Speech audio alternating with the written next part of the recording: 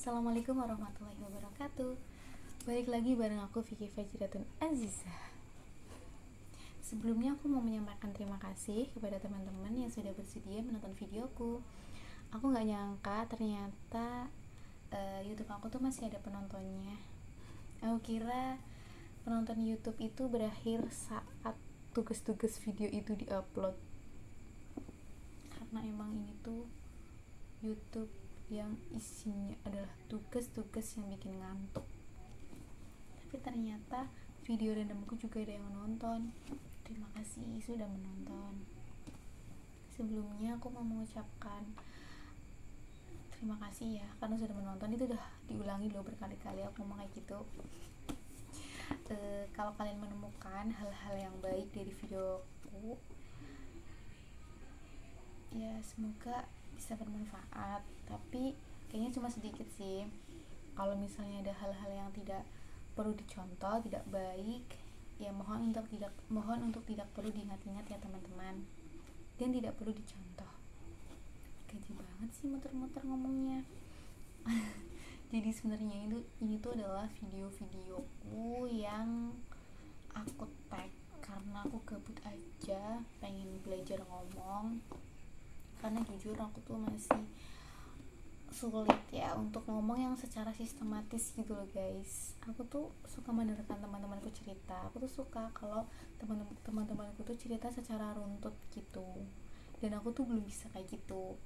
Jadi aku belajar dari sini. Aku belajar untuk bercerita yang kayak ada alurnya aja gitu, biar enak didengerin gitu. Dan kemarin aku baru aja lihat postingan.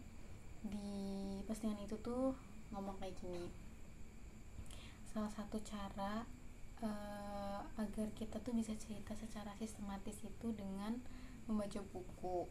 Nah, lalu setelah membaca buku, kita tuh menceritakan ulang buku itu kayak gitu. Nah, setelah aku dengerin video itu, aku jadi termotivasi untuk melakukannya. Dan di video kali ini aku ingin berusaha menceritakan tentang buku yang baru aja aku selesaikan kemarin.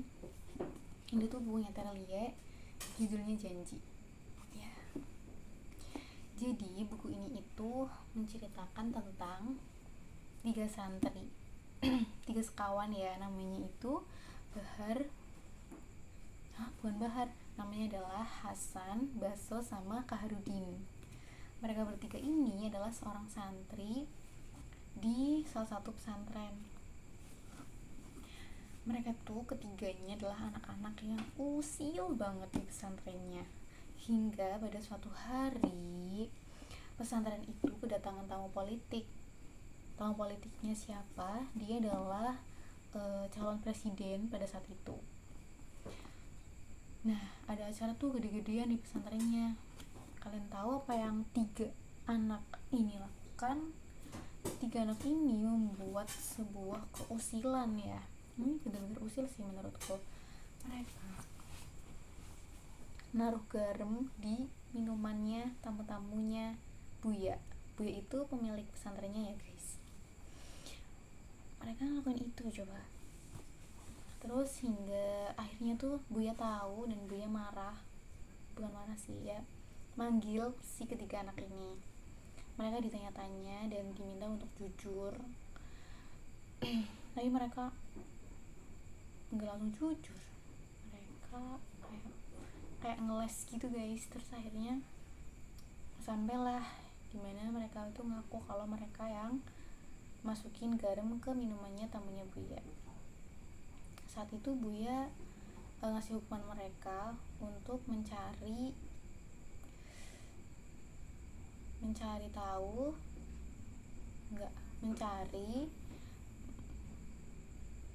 Bahar. Ini nggak seru ceritanya. Ceritanya seru tapi aku nyeritainnya nggak seru. Mereka diminta sama Buya untuk mencari salah satu, dulu tuh santri juga di situ namanya Bahar. Kalian tahu Bahar itu siapa? Bahar ini adalah dulunya tuh santri di pesantren itu. Tapi pada suatu hari Bahar itu melakukan sebuah kesalahan. Bahar juga dulunya anaknya usil banget di pesantrennya gitu, selalu membuat onar. Hingga pada suatu hari di bulan puasa dia bangunin sahur pakai meriam. Nah saat itu meriamnya itu menaik salah satu bangunan di pondok sampai membuat bangunan itu tuh kebakar dan menimbulkan korban jiwa. Korban jiwanya adalah salah satu santri yang disabilitas. Dia meninggal dunia, si santri disabilitas itu. Terus saat itu Buya atau pemilik pesantren itu marah besar ke si Bahar. Akhirnya si Bahar itu dikeluarin dari pesantren. Dan setelah kejadian itu si Buya tuh kayak merasa bersalah karena telah ngeluarin si Bahar itu kayak tanpa tahu bagaimana sih point of view-nya si Bahar, kenapa sih dia bisa lakuin itu kayak gitu. Terus jadinya kayak kepikiran terus sampai kayak ke bawah mimpi gitu. Mimpinya itu adalah kayak di padang mahsyar kayak gitu.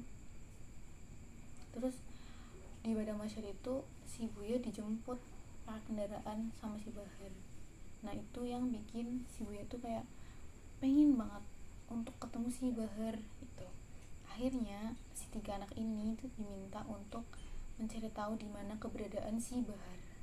Dan buku ini menceritakan bagaimana petualangan ketiga anak ini untuk menemukan si Bahar tanpa kayak tahu alamat atau apa. Mereka benar-benar nyari pakai clue-clue kayak gitu loh guys, nanya-nanya ke orang, dari satu orang ke orang lain, dari satu tempat ke tempat lain. Dari yang perjalanannya tuh seru banget. Dan di setiap perjalanan itu mereka menemukan kisah-kisahnya si Bahar dalam menjalani kehidupannya si Bahar gitu. Kalian harus baca ini. Terus apa ya, pokoknya kalian harus baca lah. Kalian harus ngikutin gimana proses si ketiga anak ini bisa tahu semua kisahnya si Bahar, bagaimana proses hidupnya si Bahar, bagaimana kerasnya hidupnya si Bahar, bagaimana sisi baiknya si Bahar. Terus dari halamannya aja ini tuh udah gambarin apa sih ini? Makam ya. Harusnya nih tahu kan ininya apa.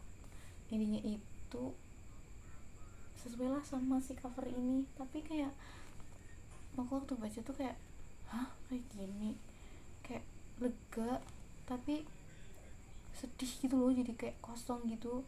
Tapi perjalanan mereka bertiga itu buat nemuin si Bahar ini tuh sungguh-sungguh seru. Dan kisah hidupnya si Bahar juga menyentuh hati banget lah. Kalian harus nonton, kalian harus baca buku ini ya guys. Aku baca sinopsisnya. Kita semua adalah pengembara di dunia ini. Ada yang kaya, pun ada yang miskin. Ada yang terkenal, ternama, berkuasa, juga ada yang bukan siapa-siapa. Ada yang seolah bisa membeli apapun, melakukan apapun yang dia mau, bebas sekali. Ada yang bahkan bingung besok harus makan apa. Tapi sesungguhnya di manakah kebahagiaan itu hinggap? Di manakah hakikat kehidupan itu tersembunyi? Apakah seperti yang kita lihat dari luar saja? Inilah kisah tentang janji. Kita semua adalah pengembara di dunia ini, dari hari ke hari, dari satu tempat ke tempat lain, dari satu kejadian ke kejadian lain, terus mengembara. Dan kita pasti akan menggenapkan janji yang satu ini, mati. Harus baca ini, oke? Sekian, lanjut lagi, nggak tahu kapan. Nunggu aku mood ya. Aneh banget videonya. Nggak apa-apa ya guys, ini tuh adalah video aku belajar ngomong dengan sistematis. Tapi hingga video saat ini aku ceritanya aja masih tidak sistematis. Nggak apa-apa, ini namanya proses. Dadah, see you di video selanjutnya.